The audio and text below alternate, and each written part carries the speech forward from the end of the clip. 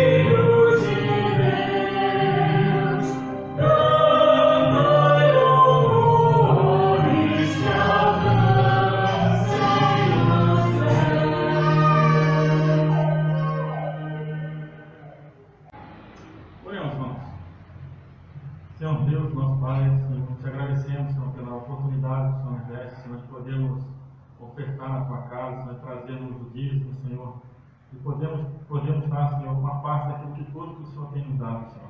Te agradecemos, Senhor, pela tua bondade, Senhor, pela tua generosidade, Senhor. Pedimos também, Senhor, por aqueles, Senhor, que no momento não podem ofertar, não podem dizimar, Senhor, que o Senhor os ajude, Senhor, que o Senhor dê sabedoria, Senhor, para que eles consigam, Senhor, em breve, Senhor, melhorar, Senhor, a sua situação, Senhor, que o teu nome, Senhor, possa ser adorado, Senhor, glorificado, Senhor, através desses recursos que têm sido trazidos aqui, Senhor. Pedimos que o conselho dessa igreja, Senhor, saiba administrar, Senhor, da melhor forma possível, Senhor, tudo que é trazido aqui, Senhor, para que o teu nome seja louvado, honrado e agradecido, Senhor. tudo seja feito para a tua glória e a tua honra, Senhor. Então te pedimos em nome do teu filho amado Jesus. Amém. Desperta meu ser para amar-te, ó Jesus. Desperta meu ser para derramar-me diante de ti. Faze-me entender teu amor por mim e assim amar-te mais, fluindo de um coração rendido a ti. Desperta meu ser para amar-te, ó Jesus. Desperta meu ser para derramar-me diante de ti. Faze-me entender teu amor por mim e assim amar-te mais, fluindo de um coração rendido a ti, fluindo de um coração rendido a ti. Senhor, aceita, Deus, o nosso louvor, a nossa adoração nessa noite. E nos abençoa através de tua palavra, que sejamos edificados e possamos crescer em ti. Em nome de Jesus. Amém. Que a graça e a paz do Senhor Jesus continue em nosso coração. Amém? Amém. Poder sentar, os irmãos. Que Deus assim nos dê a graça também nesta noite de nos abençoar com a sua palavra. Após louvá-lo, exaltá-lo, bendizê-lo, Deus também nos agracia com sua palavra. E como é bom podermos estar juntos, reunidos, mesmo em número pequeno, mas louvando ao Senhor, porque Ele é digno neste dia, que é o dia do Senhor, que é o dia reservado especialmente para adoração ao nosso Deus em famílias. E que Deus assim nos dê a sua graça. Quero compartilhar com os irmãos a palavra do Senhor, que se encontra no Evangelho que escreveu Mateus, capítulo de número 9.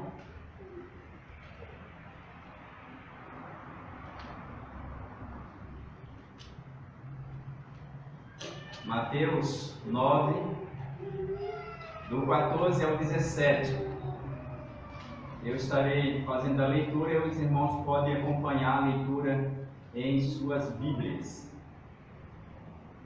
Evangelho que escreveu Mateus, capítulo 9, dos versículos 14 ao 17, que nos diz assim: Vieram, pois, os discípulos de João e lhe perguntaram: Por que jejuamos nós e os fariseus muitas vezes, e teus discípulos não jejuam?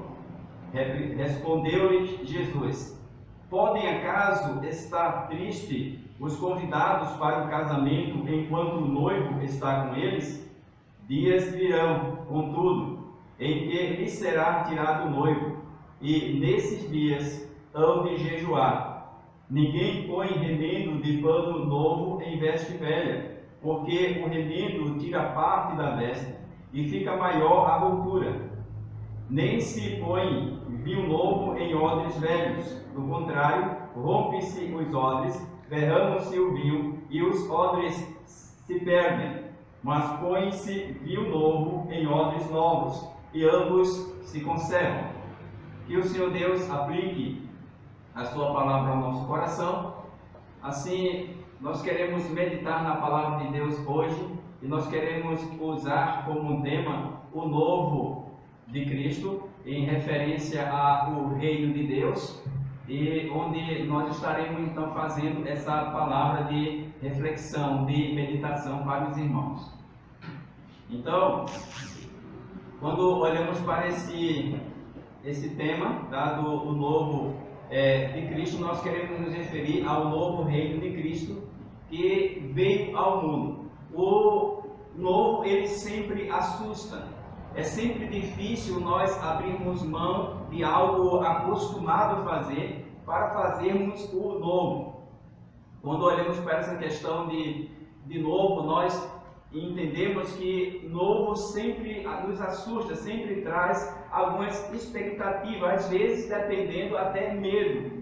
E também o novo, ele é uma proposta para que se abandone ou se mude do velho para então esse novo que é oferecido ou trazido. Então nós nascemos para enfrentar desafios. A cada dia em nossa vida é possível que novas coisas apareçam, é possível que novas decisões precisem ser tomadas. Então sempre estamos em constante conflito ou em constante agir em relação ao novo ou aos novos que se apresentam em nossa vida. E não tem como se desenvolver a não ser assumindo novos desafios, a não ser mudando certas posturas de antigas para novas. O contexto, então, do reino de Cristo também nos traz esse desafio. Então, quando aceitamos a Deus como Senhor e Salvador, por meio da graça que o Espírito de Deus atua em nossa vida e nós respondemos positivamente, a partir dali nós entendemos que temos uma nova maneira de viver, estamos vivendo uma nova qualidade ou uma nova vida. É interessante que quando nós olhamos, por exemplo, para o que está escrito no Evangelho de João, no capítulo 3 e o versículo 3, assim está escrito. Evangelho de João, capítulo 3, versículo 3. A isto respondeu Jesus: em verdade te digo, que se alguém não nascer de novo, não pode ver o reino de Deus. Então essa palavra aqui foi uma palavra que o Senhor Jesus ele dá para Nicodemos, que era um homem religioso, um homem acostumado a cumprir ou a viver sob as tradições antigas do judaísmo e sobre conceitos criados pelos rabinos. Então esse homem também era um homem religioso, um homem importante, e ele veio procurar Jesus porque ele viu em Cristo, ele viu em Jesus alguém realmente especial. E ele dirige-se a Jesus, então ele pede para Jesus o esclarecer sobre essa questão do reino. E Jesus ele dirige-se a Nicodemos, embora o contexto ali é um contexto que Jesus aproveita para falar sobre salvação, e Jesus responde para Nicodemos em relação àquela conversa que era necessário que Nicodemos nascesse de novo. Então ele diz que é impossível uma pessoa ver o reino de Deus se não nascer de novo. Isso realmente tornou o coração de Nicodemos, ou a sua mente questionadora. Ele questiona essa questão. Por exemplo, quando nós olhamos para o versículo de número 6, ainda de João capítulo 3, e assim está escrito: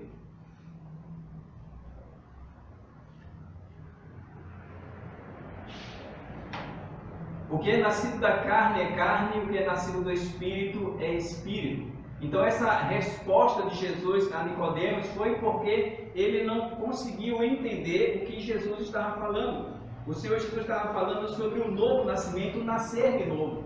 E Nicodemos ele não compreendeu como isso seria possível, como para se entrar, para se ver o reino de Deus, é preciso nascer de novo. E ele, já sendo um homem velho, ele pergunta como isso é possível, como um homem velho pode nascer de novo. E Jesus então ele esclarece para Nicodemos que esse novo nascimento é um novo nascimento que acontece no coração, no interior do ser humano, não no exterior. Então, para se ver o reino de Deus, tem que se enfrentar esse desafio do nascer de novo. Todos nós, todo ser humano nasce, como disse o próprio Senhor Jesus aqui em João 3, da água e do Espírito. Todo ser humano nasce humanamente falando. Porém, para se entrar no reino de Deus, o novo nascimento ele é imprescindível, é indiscutível. Ninguém pode ver o reino de Deus senão nascer de novo. Embora Nicodemos, sendo um homem religioso, um homem entendido das Escrituras do Antigo Testamento, porém ele não compreendeu isso em sua totalidade. Por exemplo, quando nós olhamos para o versículo de número 4, que é o versículo seguinte, perguntou-lhe Nicodemos, como pode o homem nascer sendo velho? Pode porventura voltar ao ventre materno e nascer segunda vez? Então Nicodemos ele não estava compreendendo o que é esse novo nascimento. E de fato, hoje talvez nós como cristãos entendamos de uma forma melhor, porque nós temos toda a escritura, todo o contexto dessa história escrita, e nós podemos lê-la todos. Mas mesmo assim, quando se fala sobre o novo nascimento, muitas pessoas não entendem o que significa isso. O que significa esse nascer de novo, esse passar para uma nova forma de vida em Cristo. Porém, Jesus deixa claro a Nicodemos que isso é uma ação do Espírito Santo, uma ação do Espírito de Deus na vida do ser humano, que o traz para uma nova vida. Então, para o reino de Deus é necessário nascer de novo. Por exemplo, quando olhamos para o versículo seguinte, o versículo de número 7, Jesus diz, não te admires de eu te dizer, importa-vos nascer de novo. Então, Jesus ele sabia que isso causou admiração na vida de Nicodemos. Porém, na vida de muitas pessoas, esse nascer de novo ainda causa admiração. Às vezes as pessoas não conseguem entender que para se ter uma nova vida com Deus, é necessário nascer de novo. E esse nascer de novo é uma ação do Espírito de Deus que acontece na vida, no interior do ser humano. Então, ser religioso não é a mesma coisa de viver em novidade de vida. Ser religioso não é a mesma coisa de entrar no novo que Cristo trouxe. Por isso que este novo, ele muitas vezes assusta. E muitas pessoas até preferem viver na velha história religiosa ou nos velhos conceitos religiosos do que de fato aceitar, abraçar o novo que o Senhor Jesus ele traz, que é o novo ou a nova forma de viver com Deus. Por isso que o Evangelho ele é apresentado como boa nova de salvação, ou boas novas de salvação para todo que crê. Então o Evangelho não é uma notícia antiga, é uma boa nova, é uma notícia nova para aqueles que querem ou desejam nascer de novo. Algo importante que isso nos leva então ao texto lido, porque o texto que nós lemos em Mateus 9, ele é um texto que está inserido no contexto também de salvação. E quando o Senhor Jesus ele está pregando ou ensinando sobre o reino de Deus, em Mateus capítulo 9, e o Senhor Jesus ele cura um homem paralítico, e por causa disso ele é criticado, porque ele diz para aquele homem que os seus pecados estão perdoados. Porém, ele é questionado pelo fato de ele ter pronunciado o perdão para aquele homem. E eles questionam logo por não saberem quem era Jesus, por não terem entendido o novo que Jesus estava trazendo. E eles dizem, como pode alguém perdoar pecado? Só Deus pode fazer isso. E Jesus, então, ele diz para aqueles que ali estavam questionando, que para ele tanto fazia dizer, estão perdoados os teus pecados, ou levanta-te e anda.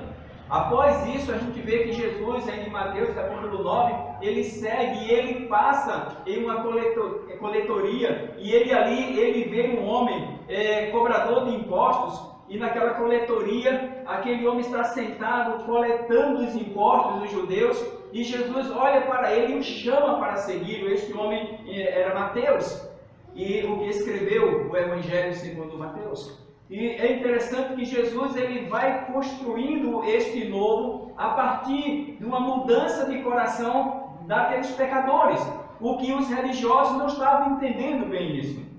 A partir de então, se a gente começa a discorrer todo o capítulo 9, a gente vê que então Jesus, em Mateus capítulo 9, assim está escrito, versículo 9, partindo Jesus dali, viu um homem chamado Mateus sentado na coletoria e disse-lhe, segue-me. E ele se levantou e seguiu. Então, esse contexto da vida de Mateus, Mateus não era um homem religioso da forma que agradasse a Deus. Ele tinha as leis, Mateus tinha os profetas, ele era judeu, ele acreditava certamente. Porém, ele foi convidado para uma mudança, para receber o novo trazido por Cristo. E o texto desse de Mateus, então, ele abandona tudo e passa a ser um dos discípulos de Jesus. Então, Jesus ele vai ao alcance de pecadores. Versículo 13, Jesus diz: ide, porém, e aprendei o que significa misericórdia quero e não holocausto, pois não vim chamar justos, e sim pecadores ao arrependimento. Então, nesse contexto ali, Jesus ele recebe os pecadores e come com os pecadores. E nessa trajetória, desde a cura do paralítico, desde o chamado de Mateus, desde então quando Jesus chega e ele senta naquela casa, aquela mesa, e pecadores o cercam, ele começa a falar, ele também é criticado por isso. Porém, Jesus ele diz para aqueles que estavam criticando, ide e aprendei o que significa misericórdia quero e não sacrifícios. E ele diz que ele veio chamar não justos, mas pecadores ao arrependimento. E o novo do reino de Deus é justamente isso, que é trazido por Cristo. É apresentar uma oportunidade ao pecador dele se voltar para Deus, dele ser recebido por Deus. E o Evangelho é esta oferta nova que é dada ao ser humano pecador. Por isso que os religiosos, eles estavam tão apegados às suas tradições que não conseguiam ver essa misericórdia infinita de Deus que era trazida por Cristo. Porque os religiosos, eles não aceitavam que uma cura fosse feita no sábado, eles não aceitavam também que alguém pudesse perdoar os pecados de outro alguém, eles não aceitavam que o religioso ou o homem que guardasse a lei, ele comungasse, ele ceasse e até entrasse na casa de um homem pecador. E Jesus, quando ele vem, ele mostra que não é bem isso que Deus quer, mas ele vem trazendo o novo, onde a misericórdia de Deus triunfa sobre o pecado, triunfa sobre o juízo. Então, ele chama-os ao arrependimento. Não que Cristo simplesmente recebeu pecadores, ou que ele simplesmente comia com pecadores e compartilhava pecados. Não, ele sentava para apresentar o novo, a boa nova de salvação, que aqueles que arrependidos então abraçassem, teriam uma nova forma de vida. Quando olhamos para todo esse contexto de Mateus, nós vemos o Senhor Jesus então trazendo para aquelas pessoas esta nova forma de vida. O texto que nós lemos de Mateus 9,14 está escrito: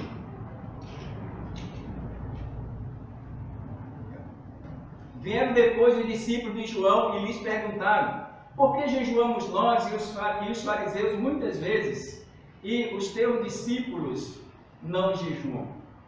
É interessante que esse quadro aqui é uma continuação daquilo que Jesus estava fazendo, evangelizando, pregando, recebendo pecadores, e logo as práticas que Jesus ele tinha com seus discípulos eram práticas novas, diferentes, pelo menos na sua forma, e isso causava admiração e às vezes até repulsa na vida de alguns. E aqui a gente vê que alguns discípulos de João, Lucas também e Marcos, ele narra que também alguns fariseus juntamente chegam para Jesus e questionam porque os discípulos de Jesus, eles não estavam preocupados com os rituais do jejum, eles não jejuavam muitas vezes como eles viam os discípulos de João e até os fariseus também que jejuavam às vezes até 2 vezes por semana comumente.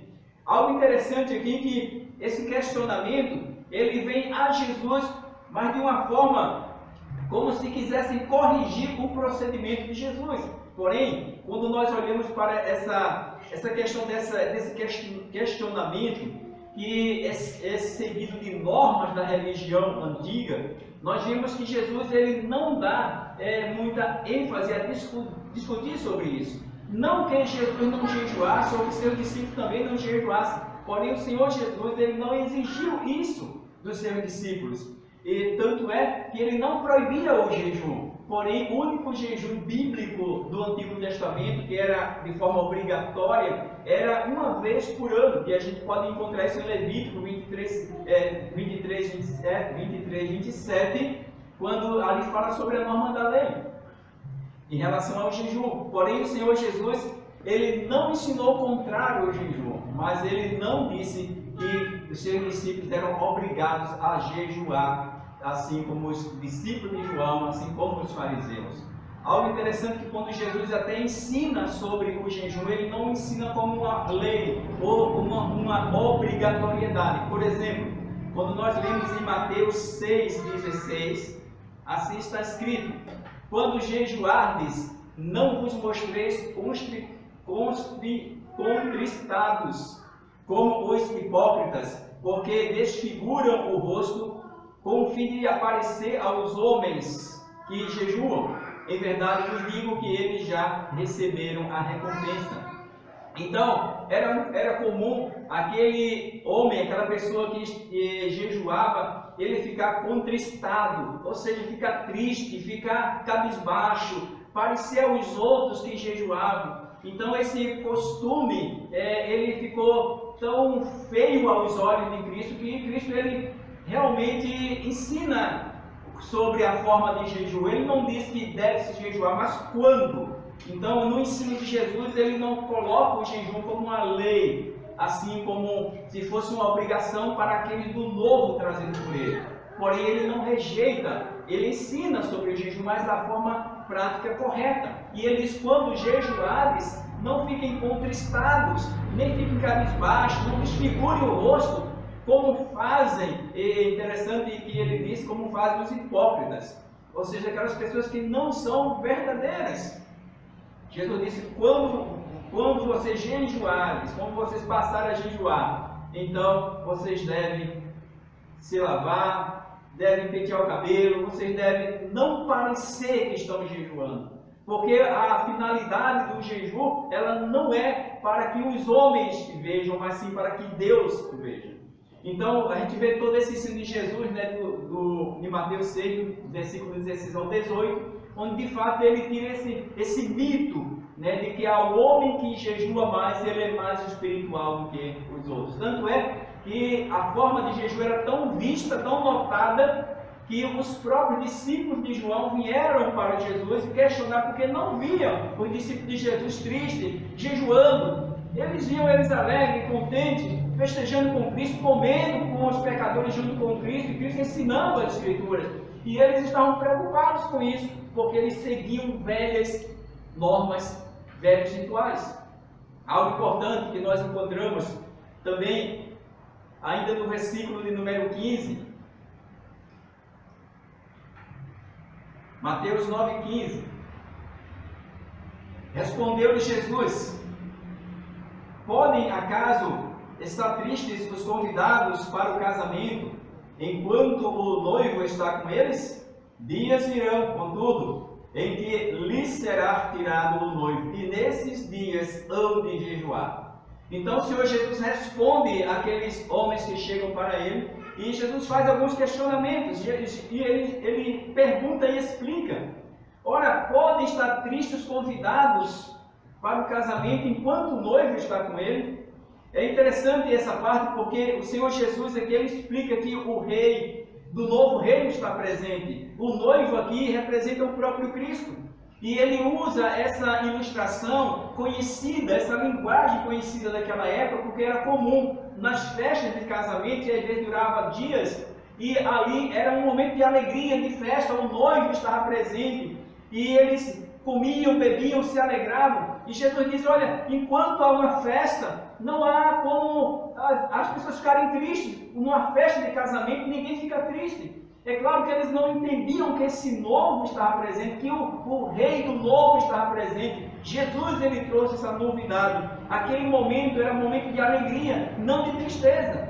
Aquele momento era um momento onde eles deveriam se alegrar com a presença do Salvador. O Messias tinha chegado, o Rei dos Reis tinha nascido, estava com eles. Não era um momento de tristeza, era um momento de alegria.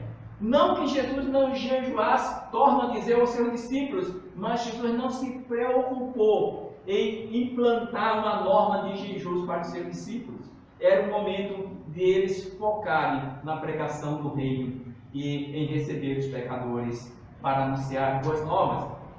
Algo interessante em relação a esse contexto, que João Batista ele identifica Jesus como esse noivo. João 3,29, porque tem o noivo é a noiva, o amigo do noivo que está presente e o ouve, muito se regozija por causa da voz do noivo, pois esta alegria já se cumpriu em mim.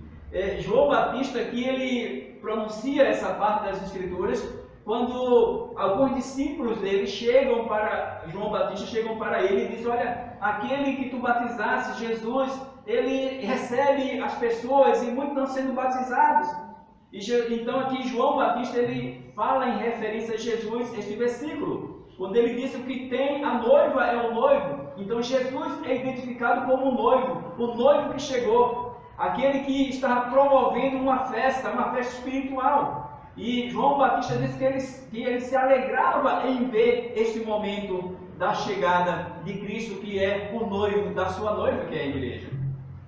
Então, quando olhamos para essa questão da lei antiga e do novo trazido para o Senhor Jesus, não que o Senhor Jesus ele fosse contrário à lei, mas ele era contrário a tradições que nunca modificavam e nunca modificam de fato a vida do homem, que nunca traz uma nova relação com Deus e nunca é manifestada uma nova qualidade de vida com o Senhor.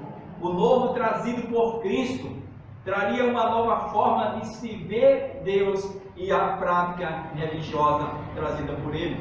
O versículo número 16, em Mateus 9, está escrito: ninguém põe remendo de pano novo em veste velha, porque o remendo tira parte da veste e fica maior a rotura. É interessante nesse versículo 14 que Jesus, como noivo aqui, ele apresenta um ensinamento bem interessante. Ele conta essa parábola, essa ilustração, ensinando que é tolice, é falta de conhecimento para qualquer pessoa que ela vai pegar um pedaço de pano novo e colocar como remendo em uma veste velha. Hoje em dia quase não se faz isso, né? Antigamente ainda se fazia, a roupa rasgava, se fazia um remendo. Hoje em dia quase não se faz isso, mas isso era comum naquela época, onde não existia indústrias de roupas, onde roupas eram caras. Então, uma roupa quando se rasgava, se fazia uma costura, um remendo. E aqui Jesus ele usa esse contexto daquela época e ele diz que ninguém pega um pano novo para fazer um remendo em uma veste velha, porque o que isso traria, o que causaria, de fato, a parte do remendo nova romperia o vestido ou a veste antiga, velha, e o dano ficaria maior. É interessante que o Senhor Jesus ele está falando isso como forma de apresentar o novo do reino. O novo caminho apresentado por Cristo, ele não pode ser estragado por velhas tradições. Então, pegar parte das velhas tradições e encaixar no novo trazido por Cristo é como pegar um remendo novo e colocar em uma veste velha. E o novo trazido por Cristo não era um remendo, era uma veste nova inteira, era uma mudança inteira de vida. Não era mais uma lei trazida por Cristo para acrescentar nas práticas religiosas do ser humano. Não, Jesus trouxe um novo ensino, o ensino completo para salvar o pecador. Então Jesus não trouxe remendo, ele trouxe uma veste nova, ele trouxe uma proposta de salvação e vida eterna que completa a vida do ser humano. Então Jesus ele usa também mais uma ilustração, e é interessante o texto quando nós lemos no versículo 17, quando ele diz: nem se põe vinho novo em odres velhos, do contrário, rompe-se os odres, derrama-se o vinho, e os odres se perdem, mas põe-se vinho novo em odres novos, e ambos se conservam. O Senhor Jesus aqui, ele deixa claro, com mais essa parábola, com mais esse ensinamento, que também conhecido daquela época. Ele diz que as pessoas que trabalhavam nessa área de vinho, ou de fabricar vinho, eles não pegavam um vinho novo e colocavam em um odre velho. Então o odre daquela época era uma espécie de barril, embora era um tipo de sacola de couro, onde eles ali enchiam do suco da uva e deixavam para fermentar. Porém, se aquele odre ele fosse velho, com a fermentação, arrebentaria o odre se perdia tanto o odre como geralmente o vinho. Então Jesus está falando que o novo que ele traz não pode ser colocado em velhas tradições. O novo é o novo, que não se encaixava com aqueles rituais, porque eles chegam para Jesus e começam a cobrar de Jesus velhas tradições. Por que curas no sábado? Por que te assenta com pecadores? Por que falas com pecadores? Por que não jejua e não aparenta que está jejuando? Então Jesus ele diz que essas coisas são coisas velhas, que não modificam a vida do ser humano. E ele não podia absorver essas tradições velhas e colocar no novo trazido por ele, porque isso causaria prejuízo ao novo e não resolveria nada. Assim, esse novo trazido por Cristo é o novo que muda a vida do ser humano. É o exemplo real. Então, quando olhamos para o novo trazido por Cristo, e ele explica, no final do versículo 17, mas se põe vinho novo em odres novos, e ambos se conservam. Então, Jesus ele veio para colocar um novo trazido por Deus no interior do ser humano, naquele que é nova criatura, naquele que, através da pregação, se torna nova criatura. Ele recebe o Espírito Santo como nova criatura, e agora o novo do reino está na vida dele. Então, o ser humano ele não precisa de velhas tradições ou de sacrifícios para ser salvo. O que salva é Cristo. Isso não significa que o cristão ele não tem obrigação ou compromissos com a lei. Não, a lei de Deus, a lei moral continua valendo. Isso não significa que o cristão não deva orar, não deva jejuar. Ele deve também fazer essas coisas. Porém, isso não é um meio de salvação. É uma prática daquele que é salvo, que faz para a glória de Deus e não para ser visto. O novo trazido por Cristo, ele é colocado em uma nova criatura que é também transformada por ele, de pecador em nova criatura. Por isso que Jesus ele responde àqueles que questionam a ele, e ele diz: eu não vim chamar justos, mas pecadores ao arrependimento. Ide e procurar entender o que significa misericórdia quero e não holocausto, não sacrifícios. Então Jesus ele veio chamar o pecador ao arrependimento, e uma vez arrependido, ele coloca dentro do pecador o seu espírito. E o pecador assim ele pode viver esse novo do reino. Ele passa a entender de fato quem é Deus. E isso só pode acontecer através de Cristo Jesus. Só Ele pode fazer isso. As velhas tradições não podem.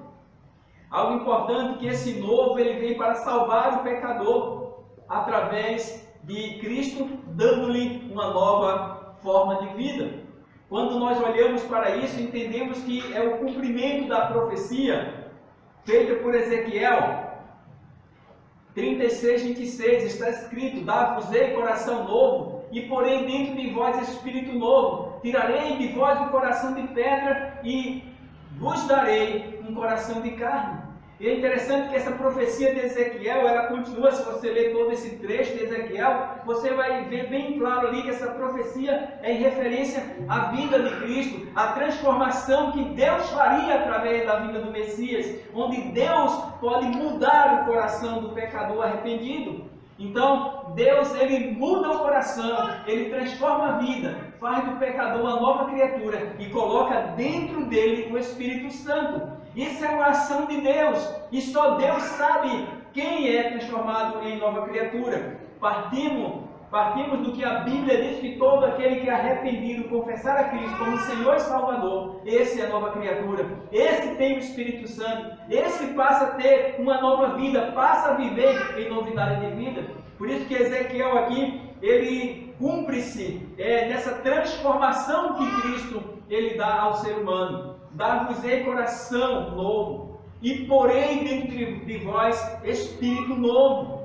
Tirarei o coração de carne e tirarei o coração de pedra e vos darei um coração sensível, um coração de carne. Quando olhamos para o que Ezequiel está falando, Deus ele ainda continua falando através de Ezequiel, não para por aí. O versículo 27, que não coloquei aí, mas você pode conferir em sua Bíblia, quando diz que porém dentro de vós o meu Espírito, e farei que andeis nos meus estatutos, guardeis os meus juízos e os observeis.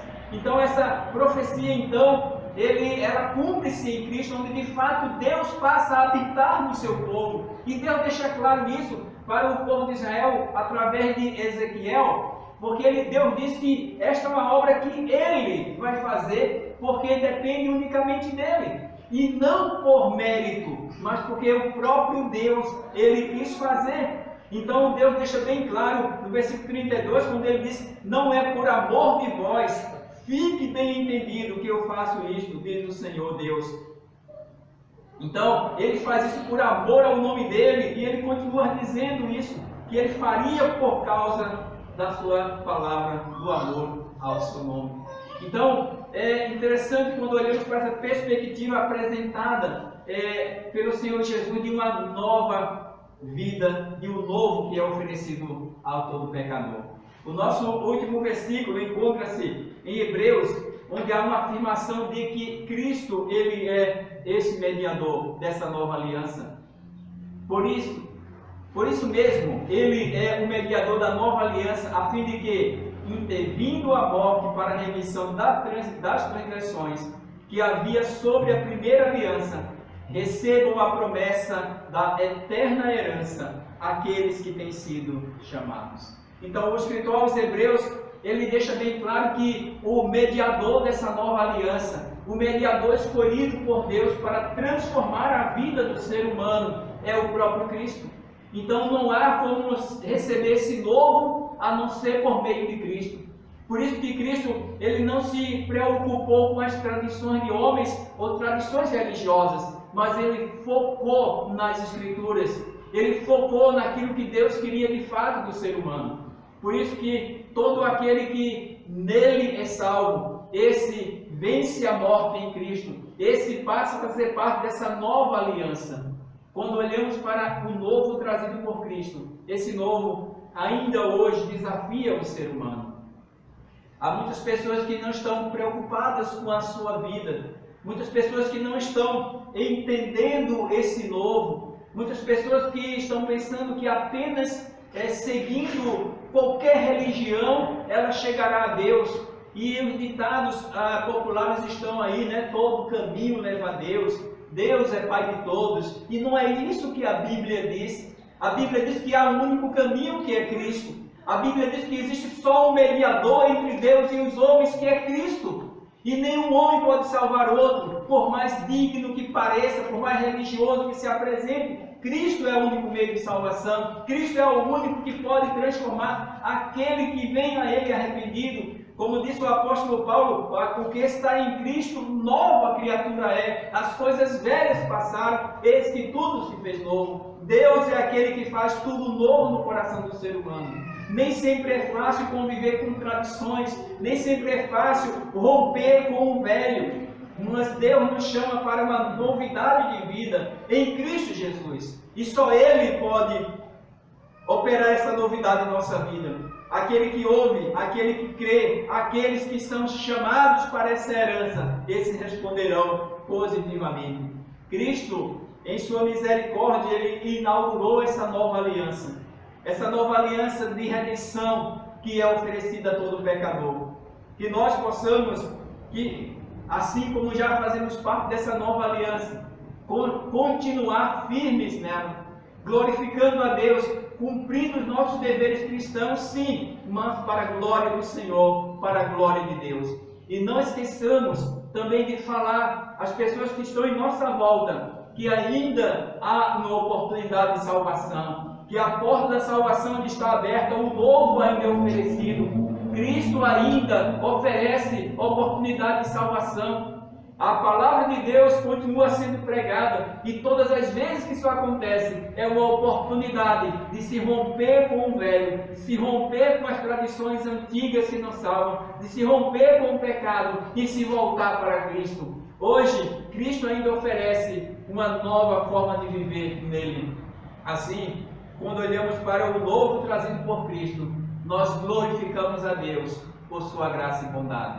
Que nós, como cristãos, que já vivemos nessa novidade de vida, possamos ser gratos a Deus por termos entendido isso, por termos entendido que o Espírito de Deus, Ele transformou nossa vida e nos trouxe para viver em novidade de vida. em Cristo Jesus. E isso aconteceu pela graça de Deus, não por méritos nossos. Por isso nós temos muito que louvar e bendizer ao Senhor. Que a sua palavra fique em nosso coração. E se você que ouviu ou vai ouvir essa mensagem ainda, você questione o seu coração. Se você está vivendo em novidade de vida, se o novo de Deus já entrou no seu coração, se já houve uma transformação de fato e verdade, se não, a oportunidade é dada. Renda-se a Cristo, confesse-o como Senhor e Salvador e passe a segui-lo conforme a palavra de Deus manda. Que Deus nos dê graça e que possamos ficar em paz. Oremos ao Senhor. Senhor nosso Deus e Pai, te louvamos, Senhor, pelo privilégio que Tu nos concede de recebermos Cristo Jesus por meio da Tua graça em nossa vida. Obrigado porque Tu nos convenceste do pecado, da justiça e do juízo através do Teu Santo Espírito. E nós podemos então responder positivamente ao Teu chamado. Senhor, pedimos que essa novidade, esse Evangelho que é boas novas de salvação, ele continue sempre firme em nossa mente e em nosso coração e possamos glorificar-te. Pedimos assim a Tua graça, em nome de Cristo Jesus, o nosso Senhor e Salvador. E que o amor de Deus, o nosso eterno Pai, a graça salvadora do nosso Senhor e Salvador Jesus, a comunhão, as consolações e o poder do Espírito Santo de Deus, seja, irmãos, convosco e com todo o povo de Deus, hoje e para sempre. Amém. Que o Senhor vos abençoe. Fiquem na paz do Senhor.